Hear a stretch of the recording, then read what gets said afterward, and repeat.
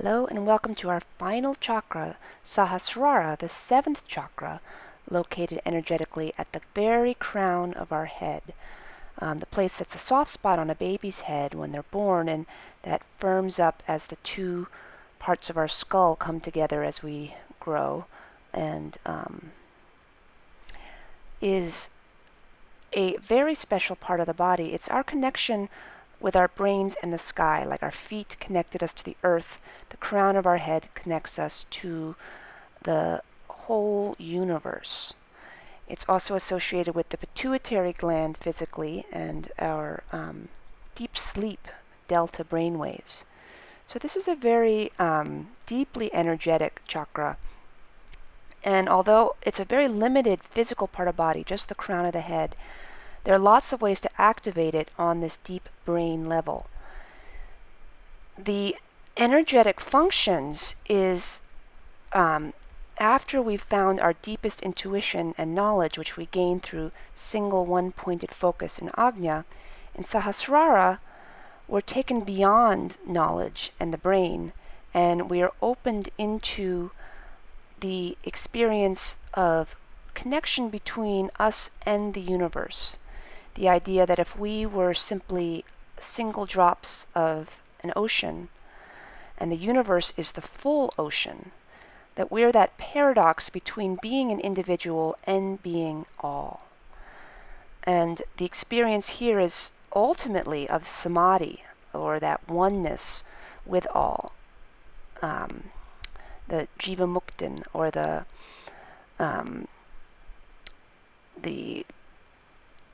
just almost undescribable experience of really feeling present in the universe and in yourself, and how you can bridge these two together. We'll work that in different ways into our practice today. Let's start lying in Shavasana, lying on your back. This is an ideal pose as it puts the spine in neutral, and our crown chakra work is going to be about using that neutral spine to bring energy from the tailbone up to the crown of the head. So you can allow all the natural curves, the little cervical curve in the neck, the thoracic curve in your spine, to just be there. Create some space through the hips. Your legs are coming out of your hip sockets, and your arms are coming out of the shoulder sockets. And take full, deep, complete breaths. So your inhales will start low, down in the lower part of the abdomen and engaging your diaphragm.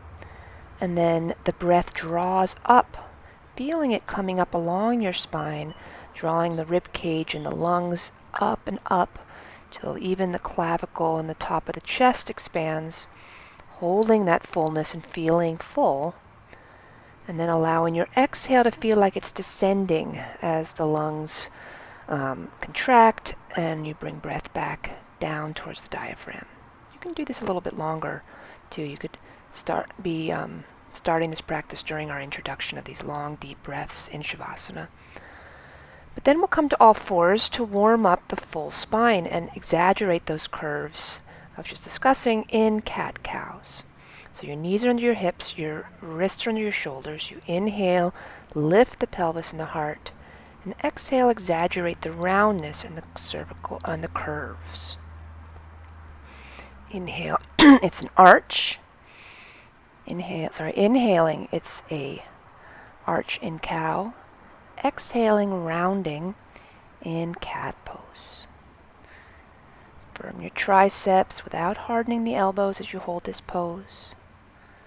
Be with your breath. And then we can do some lateral curves. Exhale, hips and shoulder curve right to each other.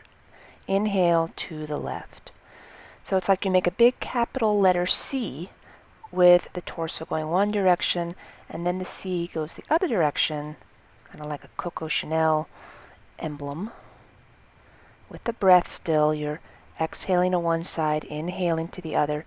And make sure you really are bringing your hips towards your shoulder, that the shoulder is moving back towards. Sometimes we actually end up doing the opposite. So look to see that you're not moving your hips away from your shoulders, you're bringing it to them as you go to one side and then the other. The next two movements of the spine are twists. On an inhale, lift the right arm. Exhale, thread it under the left shoulder. This is dynamic with the breath. Inhale, lift. Exhale, thread through. Inhale, sweeping up, stretching. Exhale, threading, looking under. Twisting through the spine with the breath. Make it powerful. Feel your twist. The hips are staying as they are. Now we'll just do a passive version. So in the passive version, we're going to hang out. Often I choose to keep my left hand on the floor. I can use it to press into the floor. Sometimes it's nice though to place the hand on the hip or let it fall behind the back. The left arm, you just want to find a position that's sustainable for your shoulder.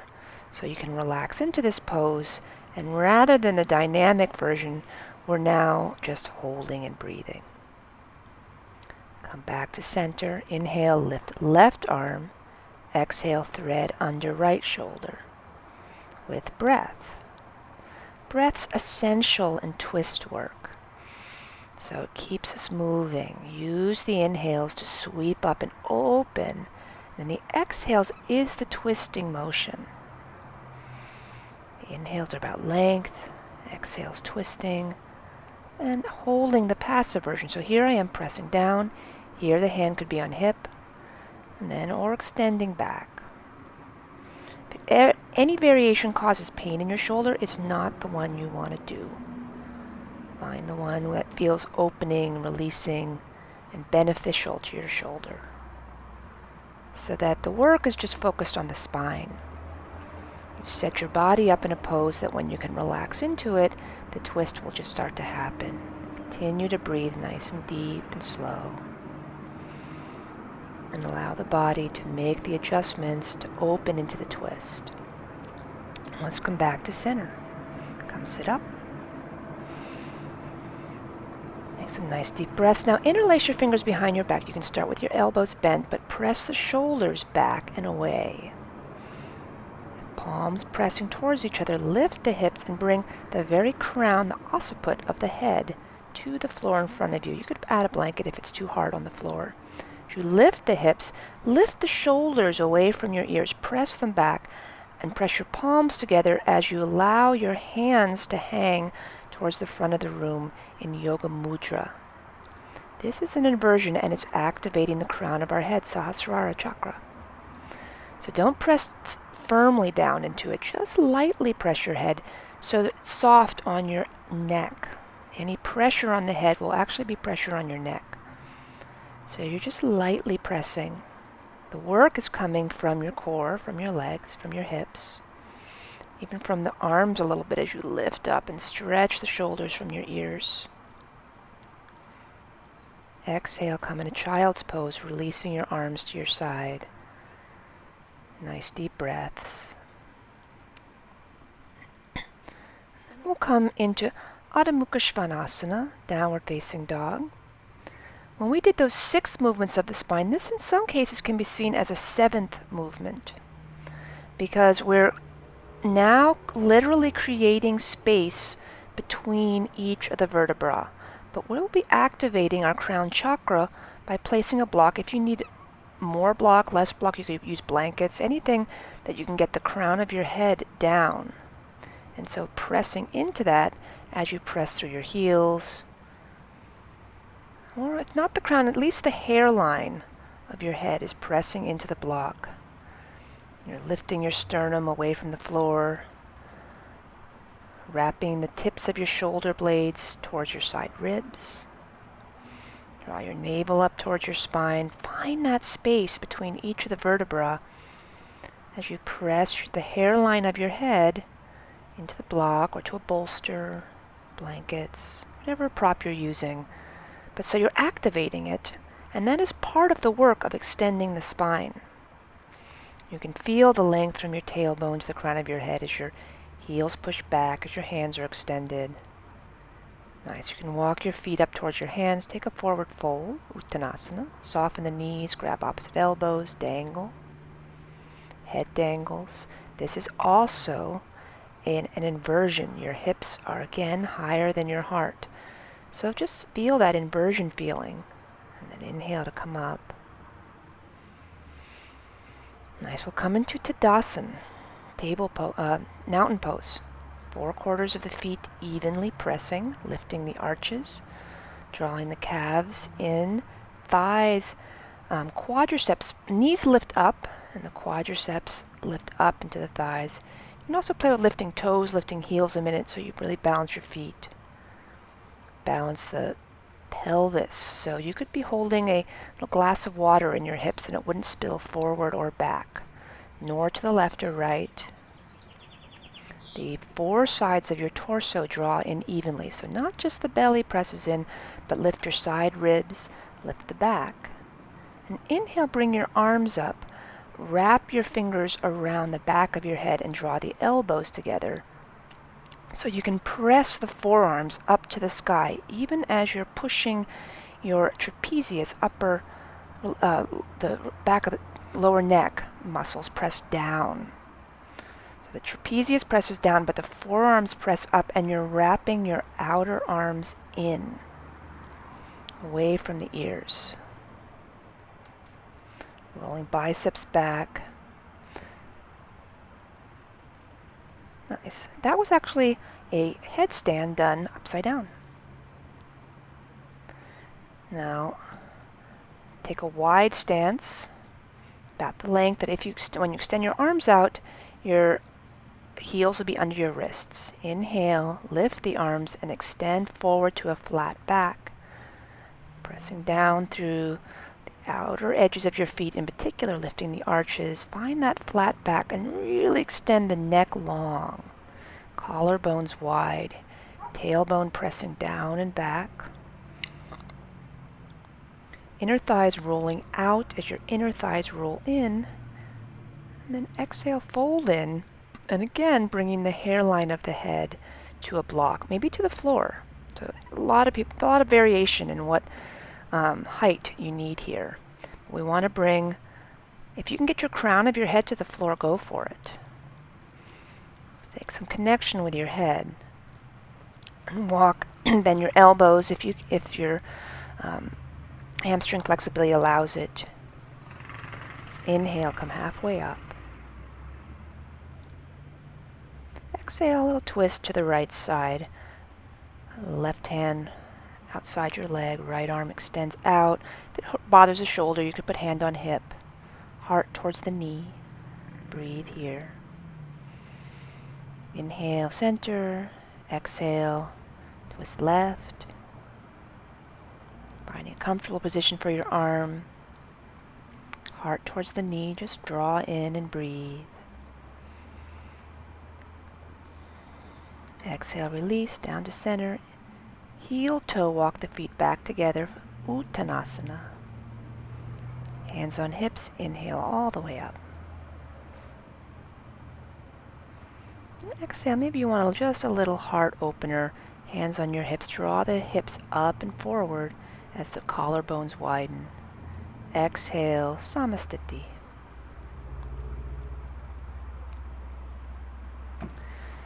So now, come onto all hands and knees again and bring your forearms to the mat.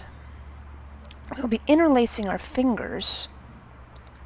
Also, since we're really working the crown of the head, if it bothered you in any other pose, you may want to have your a blanket.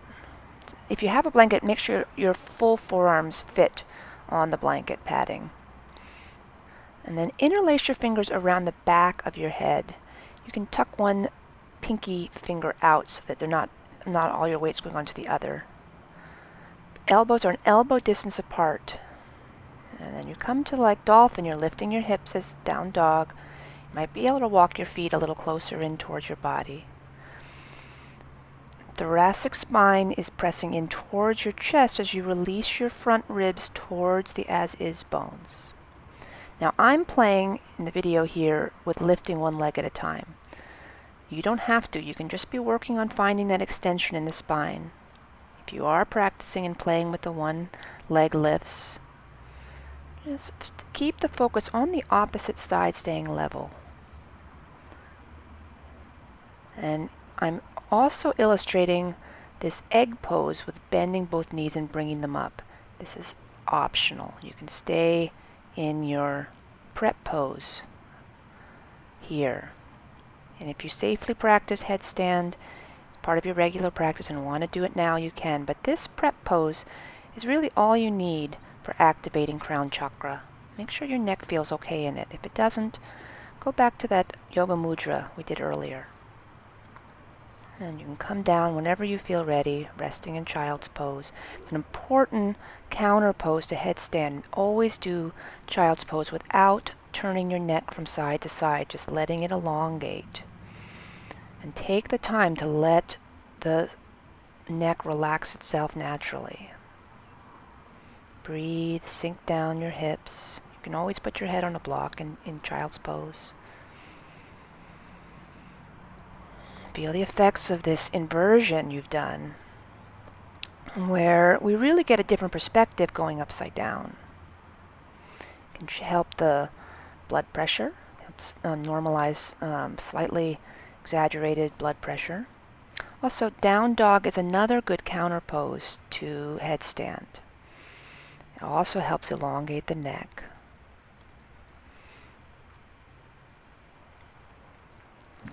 And we'll come to sitting. So a lot of us like to sit on sitting on a blanket or pillows is good if our hamstrings are a little tight, if the lower back feels some pain. It creates some lift in the lower back. Bring your legs straight in front of you. Feet are flexed, second toe over heel. Walk your hands back. Could be at your sides or back enough that you can straighten your elbows. Press your buttocks flesh down. Lift the hip points as you draw the navel to your spine and broaden through the collarbones. Keep neck in line with the spine. So grow the crown of your head. Inhale, lift the arms, palms in facing each other. And on an exhale, just continue to feel your length of spine. Let's bend our knees enough that when you exhale and fold forward here, your belly and thighs are absolutely pressed against each other, touching. So you can relax your shoulders and relax the lower back. You may even put blocks or a bolster under the knees. But if you have, if when you straighten your legs, you can't glue the thighs and chest together, that will generally put a little pressure in the lower back, which is why I'm having you bend the knees. Another variation that's kinder on the lower back is using a strap, as shown here. Now I can pull at my feet, but I'm not quite straight. I'm straightening the lower back as well. You want to be more interested in length of spine than depth. It's not about reaching the toes. It's about the length of the spine, whichever variation of Paschimottanasana you're doing. Let's do a little twist in it now. Stay low and walk your hands over to the right side. First order of concern is keeping your left hip planted on the ground. Maybe then we can get our right elbow towards the ground. It doesn't have to reach. The third order of action is then someday left elbow towards the ground. Let's twist our way with our hands over to the left side. And again, remember, first now keep right side of the pelvis planted. Maybe the left elbow comes down. Maybe last, working the right elbow down too. Twisting, breathing, releasing, letting the neck relax. Head hangs heavy. Let's walk back to center. Then draw your right knee in towards your groin. Flex the left foot for Janu Shirshasana. And exhale, fold in. This is another one where if your belly doesn't reach the thigh when you fold in, just bend your knee. Or, option B, use the strap. So you can keep the lower back straight, however you're going to do your Paschimottanasana. Shoulders relax, pressing upper trapezius muscles down away from the ears. You can also just hold the toe if that's in your practice. It's not any better than using a strap. It's just, if you reach it, it's more convenient. Let's inhale and draw in the bandhas. So first bandha, exhaling, find the place in your, if you were holding onto your urine, and not, squeeze those muscles. Draw those in and up. Then exhale, release them. Second bandha is on an exhale, draw your navel up under your ribs. You're emptying out the belly. And then release it and inhale. And the last one is Jalandhara bandha, the chin lock. Draw your chest up on an exhale towards the chin. They don't have to exactly touch. Create a little space between. And then release. After you release, a nice twist over your left leg. Strap works fine here too. Heart to the sky. Any arm position could keep, if having your arm extended bothers you, you can have hand on hip. Inhale, come up. Exhale, release, switching to the other side. We'll take our little time in Janu Shirshasana first. Inhale, lift. Exhale, here is the bent knee version, or you can do the strap version. Relax your shoulders. Lengthen the sides of your neck evenly. And as you breathe, you can hold it or you can start that bandha work again. Mula bandha is the muscles, the internal muscles, like holding in urine. Do them on the exhale. So just hold as long as you can hold out an exhale. When you need to inhale again, release the bandha and inhale. Uddiyana bandha is lifting, pulling the navel firmly like to the spine and then hooking it under the ribs. Really empty it out, but must be done on an exhale. And then when you need to inhale, release it. And then Jalandhara kind of happens when you do Uddiyana bandha. The heart lifts up, the chest lifts up, a little bit of a chin lock. And after your bandha work, twist might feel nice. Just stretching long over the other leg, gazing up under your shoulder, heart to the sky, keeping the hips evenly pressing on the ground, neck relaxing. Any position for the arms that are not bothering the shoulders, helping you find length. Being with your breath. Inhale, come all the way up. Let's put our straps aside, or any tools and props we're using. And we can again find Shavasana. Now, a blanket under the knees might be a nice way of releasing. Again, using props to your choice that will help you really relax. If when you lie down, your chin and your hairline aren't on the same level, please put at least a blanket, maybe a couple blankets under your head until you can lift up to that level. So there's absolutely no strain in the neck. It's essential in a Sahasrara practice, Shavasana, that we have a full, unimpeded line from the tailbone along your spine to the crown of your head. And so neck positioning is really important there. Just allow all the muscles in your body to relax and release to the floor. Feel like your muscles were really heavy and sinking down. And your attention can just come to watching your thoughts, watching your breath, as if you're watching a movie. We're not caught up in them.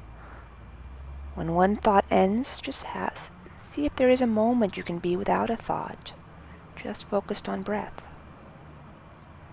And then when the thoughts come back, as they almost inevitably will, you don't need to get caught up in worrying about that either. Hold this Shavasana as long as you want, with a pause on the video. When you're coming out of it, you can give yourself some nice stretches, hugging the knees in before rolling up to a comfortable seat for meditation. Any comfortable seat, chairs are fine. A little lift to the, you want your hips higher than your knees, whatever position you've chosen. And close your eyes, focus on your breath a moment. And we'll start by focusing at the base of the spine and imagining our legs and our feet to be roots of a plant, digging deep into the black earth, drawing minerals, energy, food from this rich black energy of the earth.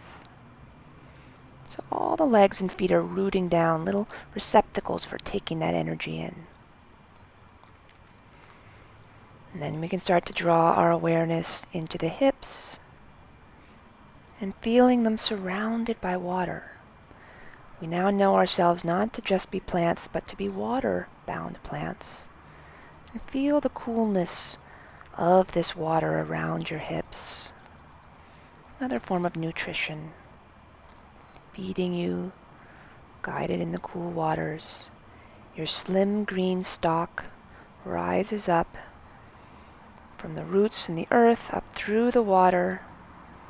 And as it comes up your body as a stem, you can feel the sunshine into your belly.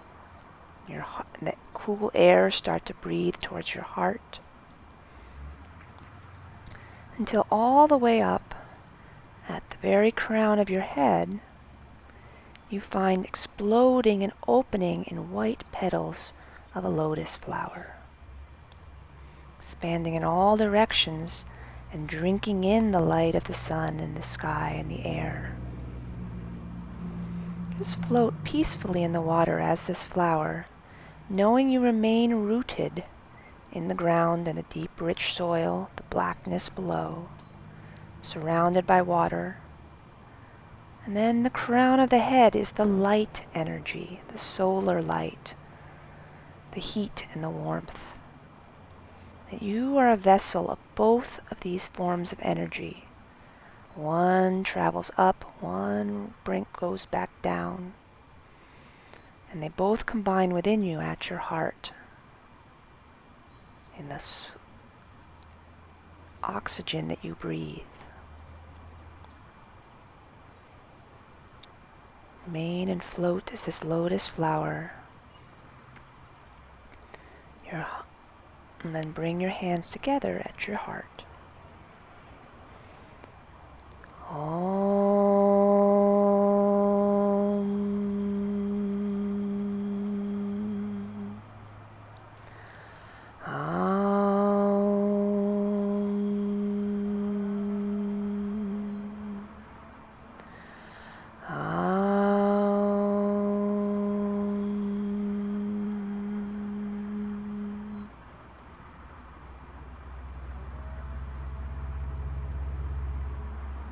Thank you so much for sharing these various chakra meditations and energizing exercises with me.